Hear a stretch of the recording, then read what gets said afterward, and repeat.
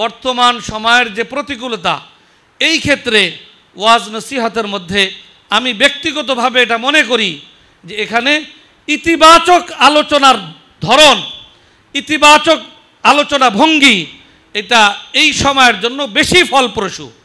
নেতিবাচক আলোচনাও থাকবে কিছু, কিন্তু আলোচনার মূল দৃষ্টিভঙ্গি থাকবে ইতিবাচক। নেতিবাচক একটা বিষয়কেও ইতিবাচকভাবে মানুষের সামনে তুলে ধরা যায়। তো বর্তমান সময়ের যে বাস্তবতা, এই বাস্তবতার নিরিখে আমি মনে করি যে আমাদের আলোচনার ধরন নেতিবাচকের চাইতে ইতিবাচক ধরনটাই বেশি ফলপ্রসূ এবং বেশি কার্যকর। আলহামদুলিল্লাহ, মাওলানা খালেদ সাইফুল্লাহ আইয়ুবীর বয়ান সংকলন খুতুবাতে আইয়ুবীর মোড়ক উন্মোচন উপলক্ষে আয়োজিত আজকের এই সুন্দর আয়োজনের সম্মানিত সভাপতি, উপস্থিত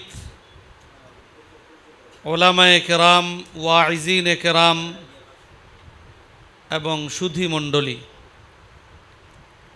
আল্লাহ রাব্বুল আলামিনের দরবারে প্রথমত শুকরগুজারি আদায় করছি যে আল্লাহ রাব্বুল আলামিন বিভিন্ন রকমের প্রতিকূলতার মধ্যেও আল্লাহ তাআলা দ্বীনের এই ধারাকে, কোরআন সুন্নাহর এই ধারাকে উম্মতের মধ্যে অব্যাহত রাখার ক্ষেত্রে আল্লাহ রাব্বুল আলামিন আমাদেরকে ভূমিকা রাখবার এবং আমাদের পূর্বসূরি আকাবিরিন বুজুর্গানে দ্বীনের সেই ধারাকে দুনিয়াতে টিকিয়ে রাখবার এই মিছিলে আল্লাহ তাআলা আমাদেরকেও শামিল হওয়ার সুযোগ এবং তৌফিক দান করেছেন। এই জন্য আমরা সবাই দিল থেকে আল্লাহর শুকরগুজারি আদায় স্বরূপ বলি আলহামদুলিল্লাহ। এখানে আজকে আলোচকের কোনো অভাব নেই। এখানে শ্রোতামণ্ডলীও আসলে প্রায় অধিকাংশই আলোচক, এই জন্য এখানে খুব লম্বা আলোচনার কোনো বিষয় নাই। এখানে একত্রিত হওয়া এবং এই ধরনের প্রয়োজনীয় কাজ এটাকে উৎসাহিত করা, আমি মনে করি আজকের এই জমায়েতের এটা হলো অন্যতম একটি উদ্দেশ্য। আমাদের সমাজে আমরা দেখি যে কেউ কাজ করলে তাকে উৎসাহিত করার বিপরীতে উৎসাহিত না করে পিছন থেকে টেনে ধরার একটা প্রবণতা অনেক ক্ষেত্রে আমরা লক্ষ্য করি। এর বিপরীতে আমাদের এরকমের একটা পরিবেশ তৈরি করা উচিত যে যে যে ময়দানে কাজ করবে সে আরও কীভাবে কাজের ময়দানে এগিয়ে যেতে পারে, এই ক্ষেত্রে তার জন্য সুন্দর পরামর্শ এবং তাকে উৎসাহ প্রদান এবং তাকে কাজের ক্ষেত্রে মুরব্বীদের রাহবারি, এই সব কিছুর মধ্য দিয়া কাজের লোকদেরকে কাজের ময়দানে এগিয়ে দেওয়া, তাদের জন্য দোয়া দেওয়া এবং যেখানে যেই ধরনের ভূমিকা পালনের মাধ্যমে সহযোগিতা করা সম্ভব ঠিক সেভাবে সহযোগিতা করার জন্য মানসিকভাবে আমাদের প্রত্যেকের প্রস্তুত থাকা। ওয়াজ নসিহাত খুতুবাতে আইয়ুবী ওয়াজ সংকলন, ওয়াজ নসিহাত এটা নববী ধারা।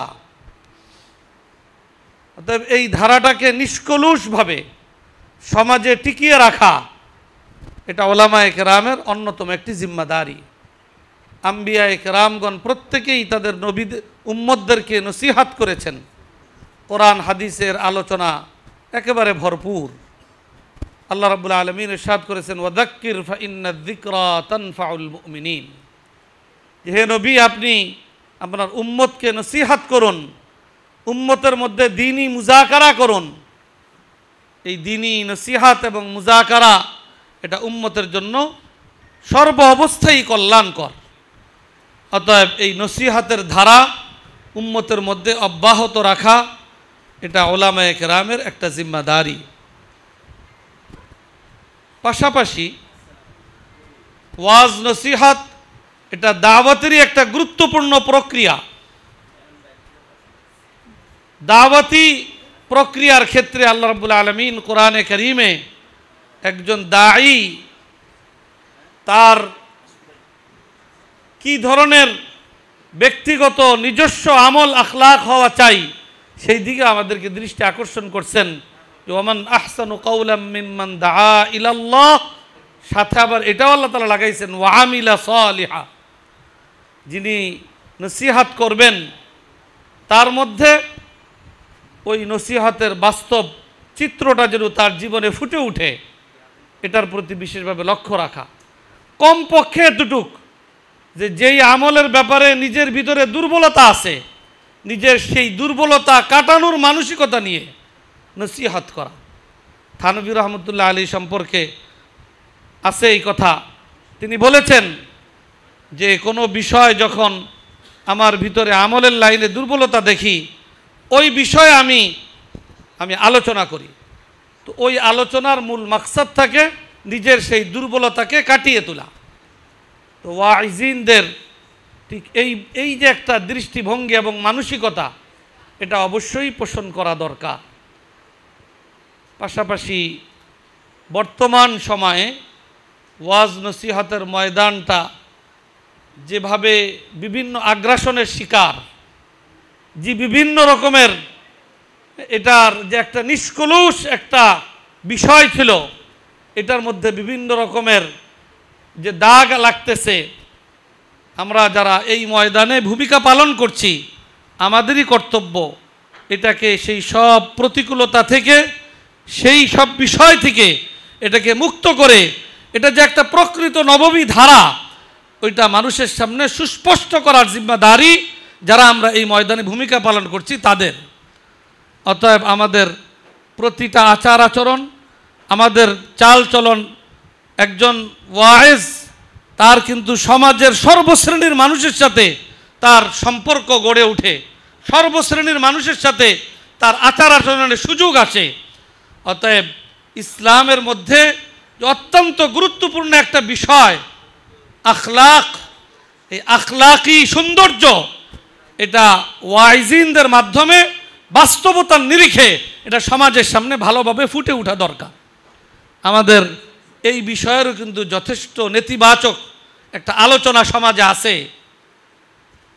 তো আমরা এই বিষয়গুলোকে সামনে রেখে আমরা যদি ঠিক এই সব বিষয়গুলোর প্রতি লক্ষ্য রেখে ওয়াজ নসিহতের এই নববী ধারাকে নিষ্কলুষভাবে সমাজের মধ্যে টিকিয়ে রাখতে পারি, এটাকে আরও এগিয়ে নেওয়ার জন্য সচেষ্ট হতে পারি, তাহলে ইনশাআল্লাহ এই ওয়াজ নসিহতের মাধ্যমে সমাজের আমূল পরিবর্তন, ব্যাপক পরিবর্তন, মানুষকে আল্লাহর দিকে ব্যাপকভাবে মানুষকে উৎসাহিত করা, সেই দিকে পরিচালিত করা এর মাধ্যমে সম্ভবপর হবে।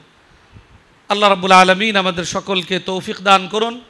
বর্তমান সময়ের যে প্রতিকূলতা, এই ক্ষেত্রে ওয়াজ নসিহতের মধ্যে আমি ব্যক্তিগতভাবে এটা মনে করি যে এখানে ইতিবাচক আলোচনার ধরন, ইতিবাচক আলোচনা ভঙ্গি এটা এই সময়ের জন্য বেশি ফলপ্রসূ।